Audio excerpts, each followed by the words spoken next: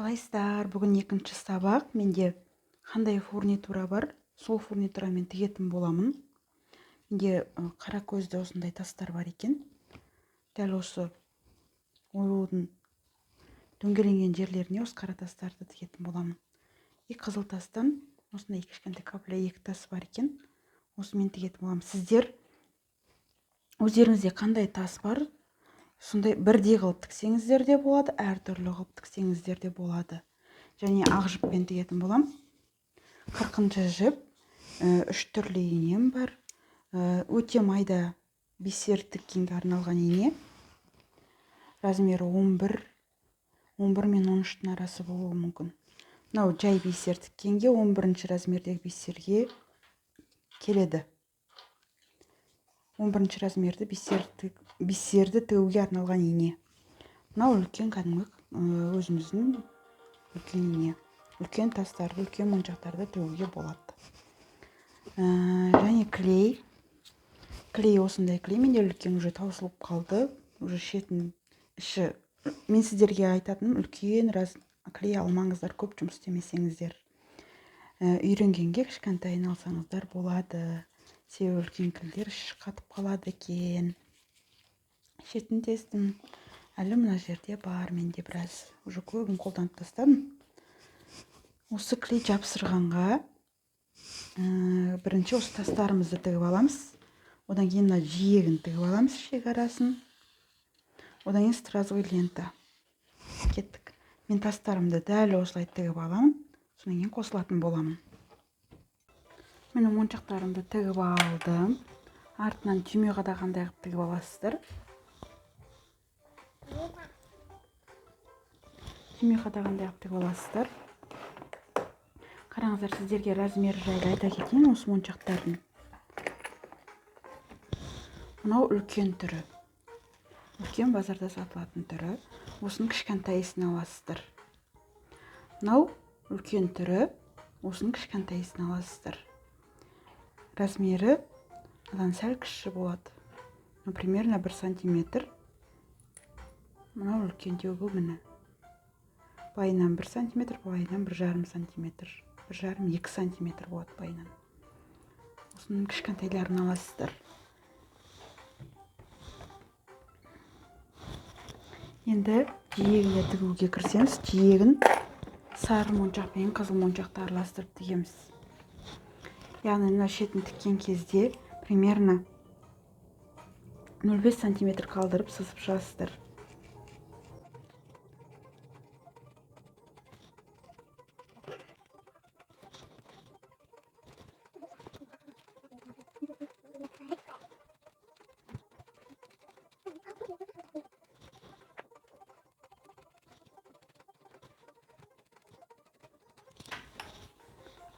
сантиметр шетінен ішке қарай алып сызып шығасыздар.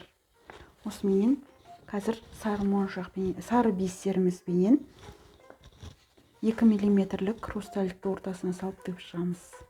Өріп тігіп шығамыз.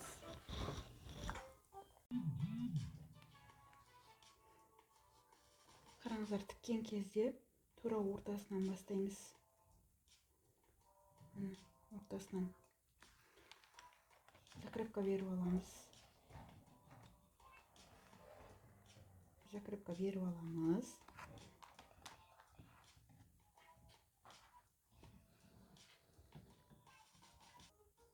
Үш сары, бір хрусталь, 3 сары аламыз. Тіккен кезде өлшейсіздер ішке қарай.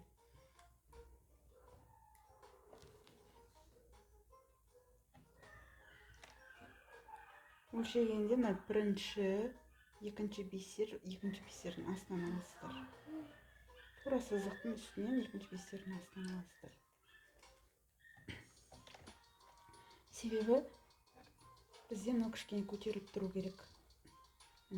Көтеріп тұру керек. Келесі инені мына қызыл моншақтың тура астынан аласыздар. Сызықтың үстінен, инені сызықтың үстінен ішке қарай, іш жағынан қызыл хрустальдіктің астынан аласыздар.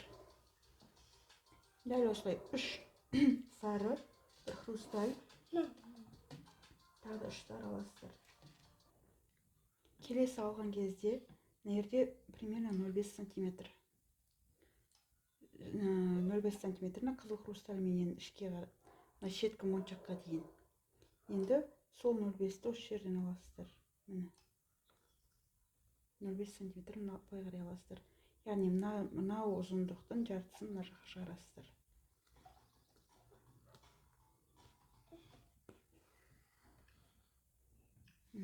Осылай өріп тігесіздер.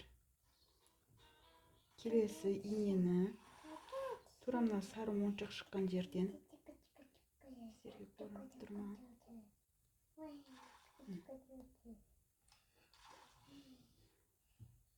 Хрустальді сыртқа жібересіздер.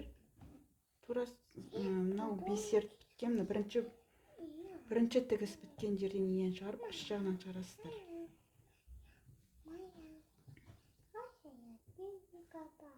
Тағы келесі тағы да 0,5 сантиметр сыртқа алып тігесіздер.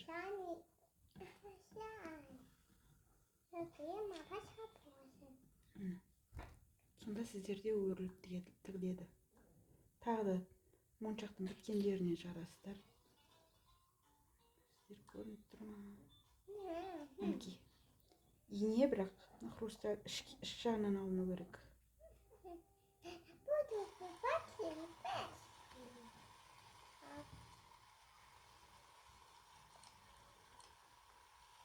Дәл осы тігіспенен айналдырып, мына жерге келіп тоқтаймыз. Осы жерге келген кезде сіздерге қосылатын боламын. Айналдырып тігіп шықтым. Негізі мына жерге келіп тоқтаймын дегем. Осы жерде бір моншақ па, басқа бір зат деген ба деп ойлаған, бірақ маған ұнамай қалды. Содан кейін айналдырып тігіп шықтым. Енді мына жерді қалай жабамыз? Дәл солай моншақ теріп аламыз.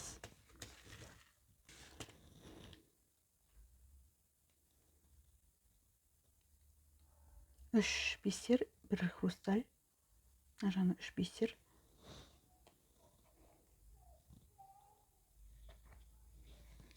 Полный жабамыз.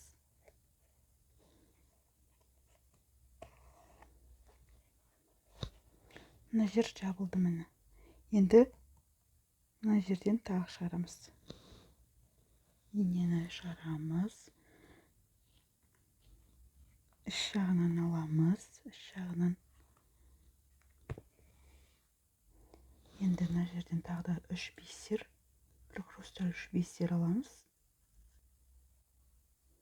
Мына жерде міне. Мынаның ішіне кіргізіп, мына жерде қалай көрсетем?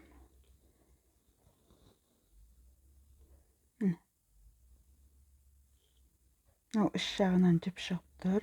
Енді мынаның сырт жағынан тігеміз. Сырт жағынан.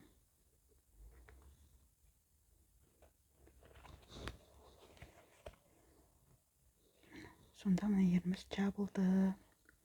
Дәл осылай жабылады. Айналдырып тігіп шықтық. Бисерлеріміз тігіп шықтық. Объемный болып шығады.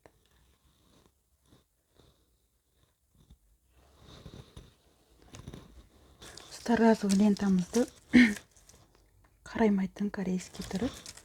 Негізі старразовый лентаны алған кезде қараймайтын алыңыздар, себебі бір ай, 2 айдан кейін или тұзды су тигенде тез қарайып кетеді. Жасаған заттарыңыз қарайып кетеді тез. Корейский түрін аласыздар. Корейский бір жақсы жер қатты жалтырайды и қараймайды. Енді старразовый лентаны кесетін кезде өлшеп аласыздар бірінші.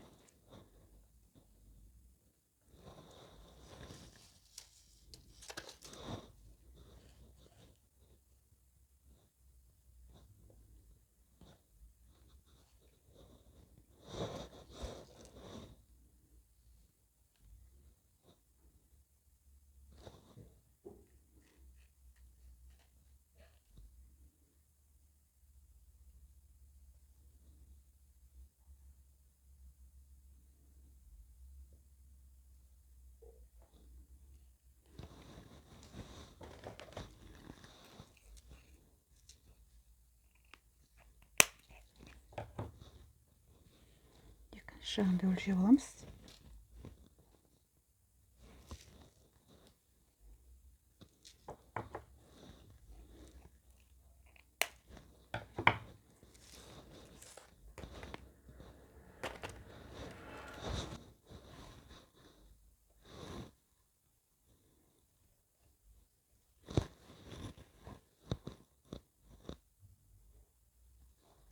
Қиды стразаның астына жапсырып алдым мен, жағып алдым.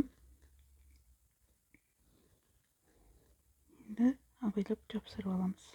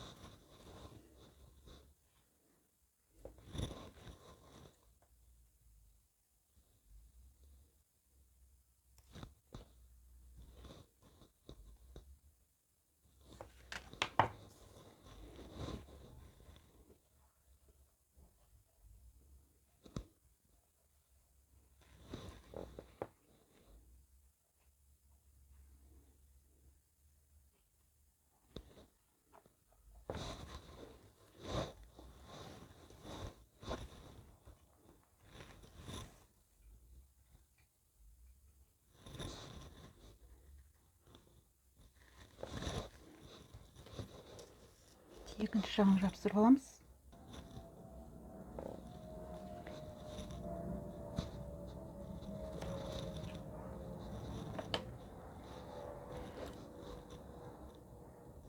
Сәл кепкеннен кейін осыны тігіп шығатын боламыз.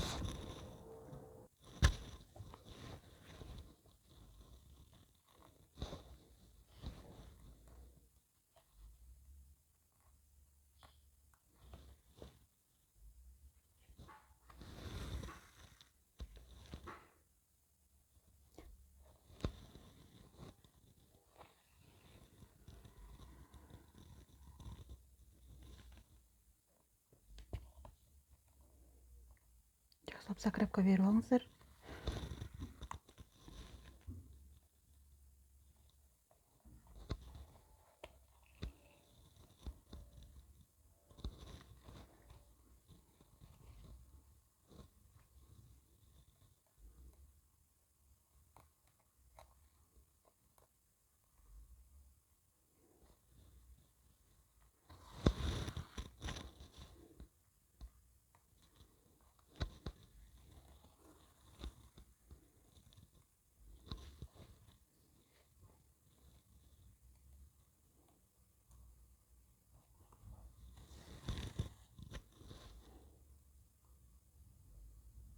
Осылай әр тасты тігіп шығатын боламыз. Бірінші закрепка беріп аласыздар. Сосын әр тастың арасын жеке-жеке тігіп шығасыздар. Немесе әр екі тас сайын тіксеңіздер болады. Әр екі тас сайын тіксеңіздер болады. Мен бәрін тігіп шыққаннан кейін қосылатын боламын.